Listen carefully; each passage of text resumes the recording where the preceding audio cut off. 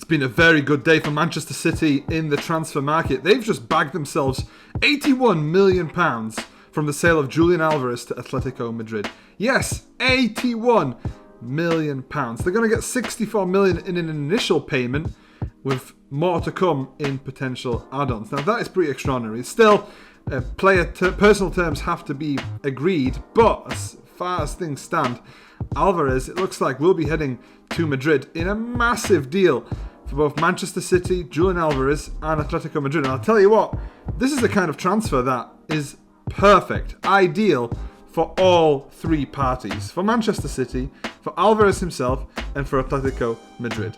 Let's get into this. Julian Alvarez has been out in Paris for the 2024 Olympics with the Argentinian side. They went out on Friday in the quarterfinal against France.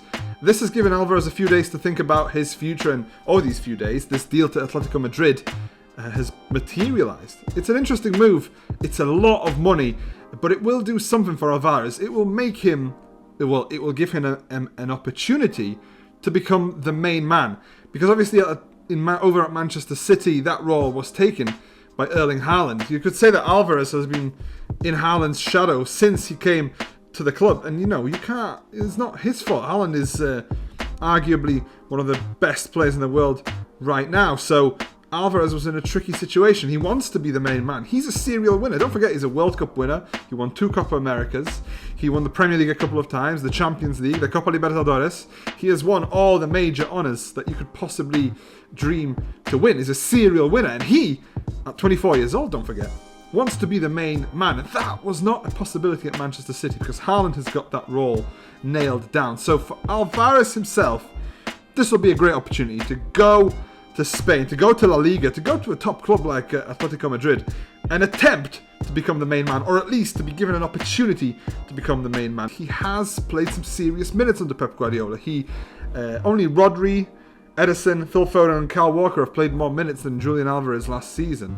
Despite this, when you look at the big games, Pep Guardiola did not go for Alvarez. So Alvarez did not start in the FA Cup final. He didn't start in any of the 2 quarterfinal Champions League ties with Real Madrid.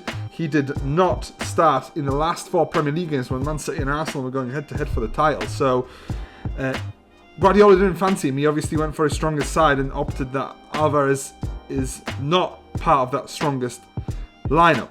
Still, he's 24 years old and he has now this opportunity to become the main man at a big club.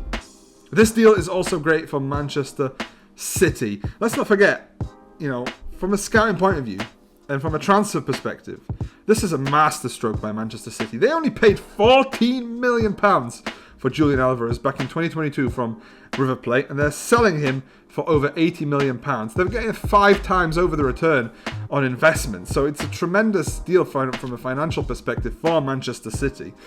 And let's not forget, they have a history of, if there's certain players there who don't want to be there, Manchester City have built up this culture of releasing them, getting them rid of them, selling them. Think about Gundogan, Mahrez, Laporte, all these names like that. They've been to the club, and at any moment that they've shown any indication that they don't want to play for the club, they've been moved on elsewhere. That is the way that Manchester City conduct business. Now, another point, another tick in the box for the citizens is the fact that they haven't sold him to a direct rival. They haven't sold him to another Premier League club.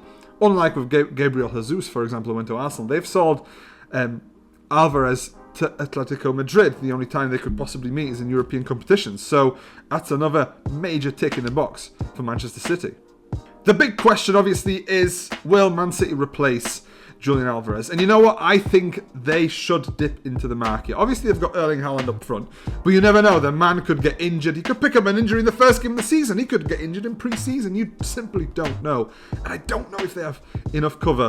They're going for their 5th straight Premier League crown. And this, of all, look at Man City, there's not many weaknesses.